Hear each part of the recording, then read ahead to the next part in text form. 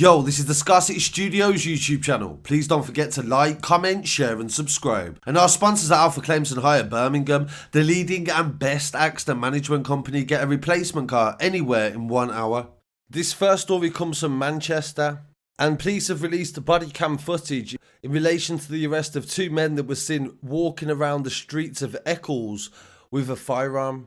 They said the teenager had connections to organised crime, and they found a loaded gun, drugs and cash in a bush nearby after a police chase through Salford. A police officer pursuing Adam Buckley on the streets of Eccles spotted him and his accomplice James Saunders acting suspiciously. They were chased along Liverpool Road by a PC, and the footage revealed the moment that he threw a black bag into the undergrowth before running off into a block of flats. They later found it contained a Colt .25 automatic handgun and drugs with cash, and the police forensically linked the firearm to Saunders. Both men were later caught and arrested.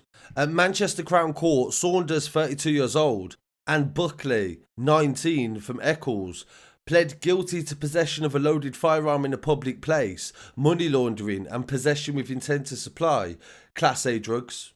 Saunders was jailed for 11 years after pleading guilty to possession of a stun gun, handling stolen goods, disqualified driving and failure to appear at court. Buckley was sentenced to 3 years and 6 months in prison, and the court heard how police had already been looking for Saunders as he'd failed to appear at court for possessing the stun gun in Merseyside back in 2018. On another occasion, he'd driven a stolen Ford Focus while disqualified, and detectives from Operation Arctic, targeting gangs in Salford, carried out the investigation. Greater Manchester Police said that there was part of an organised crime group, and they had to chase them down in order to get them off the street. And it is thanks to some good policing and the patrolling of our officers that we was able to recognise the problem and actually track them down. So they're quite lucky to have got that sentence in relation to that case. And going to Liverpool, in this story from January the 27th, a farmer was shot twice and a gun pressed against his teeth when an armed gang stormed his house last year. This case is now being heard in court, and Charles Baldwin and his partner, Patricia, were subjected to a terrifying robbery that involved excessive force. The 65-year-old was blasted in both his knee and foot in the raid, and they blew the patio door off. The injury to his foot was when he was sleeping in his summer house, which is behind his home in West Lancashire. They said he drunk 5 bottles of gin and tonics, and the prosecution said that he was suddenly awoken when his patio door was blown off by gunfire. Mr. Baldwin recalled how he was fast asleep when he heard a commotion, and he got up to investigate with his dog and saw up to 4 men in masks holding shotguns, and they used them to fire at him. And he ducked in horror. The robbery happened 9:20 on July the 28th back in 2019. And Mr. Baldwin was frog marched through his French patio doors into his house in front of his partner.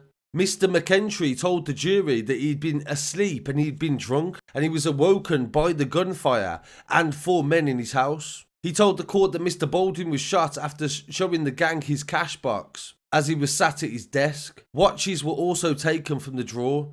The apparent ringleader was not satisfied with the money, and he insisted that they kept the jewellery. The ringleader said to Mr. Baldwin if he had any guns, and Mr. Baldwin said that he did, but he was reluctant to hand them over if they would be used to hurt someone. Under threat of having a firearm pressed to his teeth, he indicated the keys to the gun cabinet was in the clock on the wall. During a subsequent search of the premises, the robbers took jewellery, bank cards, PIN numbers and firearms. One particular item stole was a gold bracelet that was taken from his wrist. They told him not to call the police for an hour or they would come back and kill him. And yesterday, Thomas Cunningham, 58 years old, who is a neighbour of Mr. Baldwin, Anthony Hill, Craig Reynolds, Alan Hemmings, Dean Sanders and Anthony Shipton all denied conspiracy to robbery in the court, so it seems that his neighbour had in some way set this up. Sanders faces 2 charges of Section 18 bodily harm and having a firearm with intent, with which he denies. The jury say that a man called Alan Daniels from Kirkby has pled guilty to his role in the incident. The court was told that Daniels shot Mr. Baldwin twice, and his DNA was found on a paper knife that was used to take the bracelet off his hand. After the gang left, Mr. Baldwin and his partner, Miss Mussel, were scared not to call the police. The jury heard the defendants were far gone by the time the alarm had been raised. Mr. Baldwin's injuries needed repeated surgeries, and his knee has never recovered completely, and his foot is very seriously damaged, and he still might need an amputation in the future. So it'd be interesting to see what happens in relation to that story and the outcome, and we'll definitely keep you updated on anything to do with that.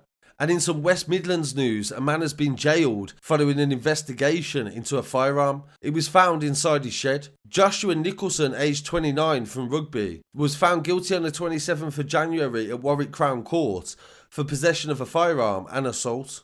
On the 22nd of June 2019, police were called to a disturbance at a house in the local area, and they found a woman hiding in a neighbour's property, and she had been assaulted by Nicholson. Another man came to help, and he was punched by Nicholson, who was holding a knife at the time of the assault. Nicholson ran away from the scene, but while at the address, a loaded shotgun was found in his shed. Nicholson's DNA was also found on the weapon. After this, Nicholson travelled to France and Mallorca, and a European arrest warrant was put out for him. However, he returned later to Rugby by his own accord, and he was arrested when he came to the police's attention in September of 2020. At Tuesday's sentencing, he was given 8 years and 1 month for possession of a firearm, affray and assault. He was given a 10-year restraining order from the victim as well. Rugby CID Detective Jim Rankin said, "This was a very complex case and investigation, and our thoughts go to Nicholson's multiple victims. He had no lawful purpose to own the firearm, not to mention the fact that the shotguns were highly illegal and were very dangerous in the wrong hands." So I really want to hear what people have to say on that story as well, and all the other stories featured in this episode. Please don't forget to like, comment, share and subscribe, and I'll be back again very shortly with some more news. Peace.